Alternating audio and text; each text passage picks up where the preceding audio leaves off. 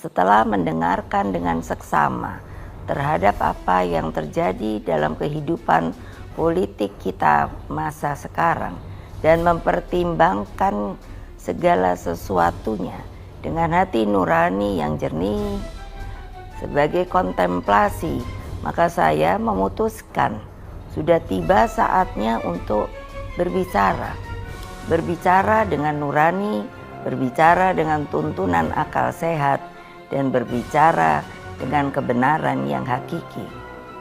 Dengan melihat persoalan yang kita hadapi akhir-akhir ini, maka izinkan saya berbicara di sini sebagai anak bangsa yang ikut berjuang bagi tegaknya demokrasi Indonesia, juga berbicara sebagai Presiden kelima Republik Indonesia dan sebagai Ketua Umum Partai Demokrasi Indonesia Perjuangan.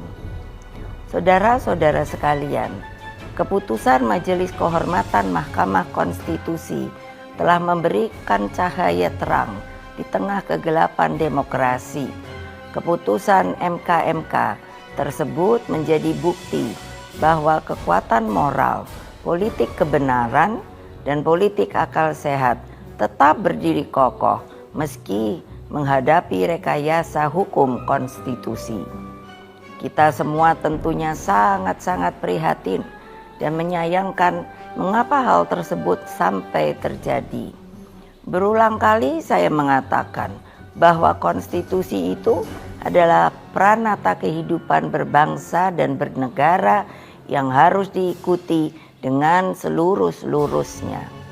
Konstitusi tidak hanya ditaati sebagai sebuah hukum dasar tertulis, namun konstitusi itu harus memiliki roh yang mewakili kehendak, tekad, dan cita-cita tentang bagaimana bangunan tata pemerintahan negara disusun dan dikelola dengan sebaik-baiknya seperti yang dicita-citakan oleh para pendiri bangsa.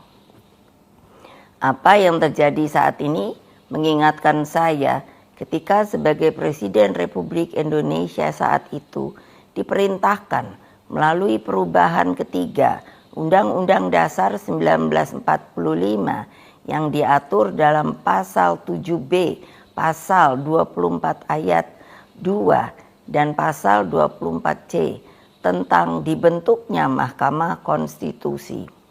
Dari namanya saja, Mahkamah Konstitusi ini seharusnya sangat-sangat berwibawa, memiliki tugas yang sangat berat dan penting guna mewakili seluruh rakyat Indonesia di dalam mengawal konstitusi demokrasi.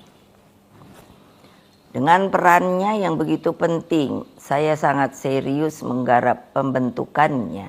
Saya sebagai Presiden didampingi oleh Menteri Sekretaris Negara mencarikan sendiri gedungnya, dan saya putuskan berada di dekat istana, yaitu suatu tempat yang sangat strategis yang disebut sebagai Ring 1, sehingga Mahkamah Konstitusi tersebut harus bermanfaat bukan bagi perorangan, tapi bagi rakyat, bangsa, dan negara. Saya ingat waktu itu, Ketua MK yang pertama adalah Pak Jimli Asidiki, dan saya sangat berterima kasih atas segala konsistensinya selama ini. Saudara-saudara sekalian, seluruh rakyat Indonesia yang saya cintai dan banggakan, dengan seluruh suasana kebatinan terkait pembentukan MK ini, apa yang menjadi kehendak rakyat melalui reformasi adalah suatu perlawanan terhadap watak dan kultur pemerintahan yang pada waktu itu memang sangat otoriter. Dalam kultur otoriter dan sangat sentralistik ini lahirlah nepotisme, kolusi, dan korupsi. Praktek kekuasaan yang seperti inilah yang mendorong lahirnya reformasi. Semangat reformasi yang berkobar-kobar itu menggerakkan rakyat hingga masuklah zaman demokrasi. Bukan sebuah proses yang mudah, bukan yang indah, karena pada waktu itu sampai saat ini kita masih seharusnya mengenang dengan perasaan hati yang begitu sedih atas pengorbanan rakyat dan mahasiswa melalui peristiwa Kuda Tuli, peristiwa Trisakti, peristiwa Semanggi, hingga berbagai peristiwa penculikan para aktivis, bagian dari rakyat, dan lain-lain. Mereka banyak saksi-saksi hidup yang sampai hari ini berdiam diri.